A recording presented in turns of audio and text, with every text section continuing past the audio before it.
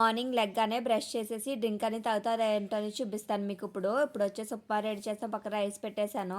ఇలా పిల్లలకి బాదం అలాగే ఎండు కొంచెం నానబెట్టినవి కూడా వాటితో పాటుగా ఉసిరి అల్లం కరివేపాకు వేసిన జ్యూస్ అనేది రెడీ చేసుకున్నానండి. పిల్లలు డైలీ వేస్తాను. ఇప్పుడు వచ్చేసి కర్రీ అనేది ప్రిపేర్ చేస్తాను. కర్రీ వచ్చేసి ఇంట్లోని రెండే ఆలు ఉన్నాయండి, వాటితో పాటుగా బీన్స్ కూడా ఉన్నాయి. రెండు కలిపి కర్రీ అనేది రెడీ చేద్దామని పక్కన బీన్స్ అలాగే ఆలు అయితే ఫ్రై చేసుకుంటున్నాను. ఈ విధంగా మొత్తం ఫ్రై అయినాక ఒక గిన్నెలోకి అయితే తీసేసుకుంటున్నానండి. ఇలాగైతే అన్ని పక్క పెట్టేసుకున్నాను. అదే ఆయిల్లోకి ఇప్పుడు కట్ చేసుకున్న అవి కూడా చిన్న చిన్న ముక్కల కింద కట్ చేసుకున్నానండి. అవి కూడా ఫ్రై చేసుకోవాలి, గోల్డెన్ కలర్ వచ్చేదాకా ఫ్రై చేసుకోవాలి. ఇలా ఫ్రై చేసుకున్నాక ఇంట్లో రెడీ చేసుకున్న మసాలా అయితే వేసుకోవాలండి. మీరు దాని బదులుగా బయట కొనే పౌడర్లైనా యూజ్ చేయొచ్చు, అది అంత హెల్దీ కాదు కదండి. అందుకు నేను ఇంట్లో రెడీ చేసుకున్న మసాలా యూజ్ చేస్తాను. అది పచ్చివాసన పోయేదాకా ఫ్రై చేసుకోవాలి. ఇలా ఫ్రై చేసుకున్నాక అందులో పసుపు ఉప్పు కారం వేసుకోవాలి.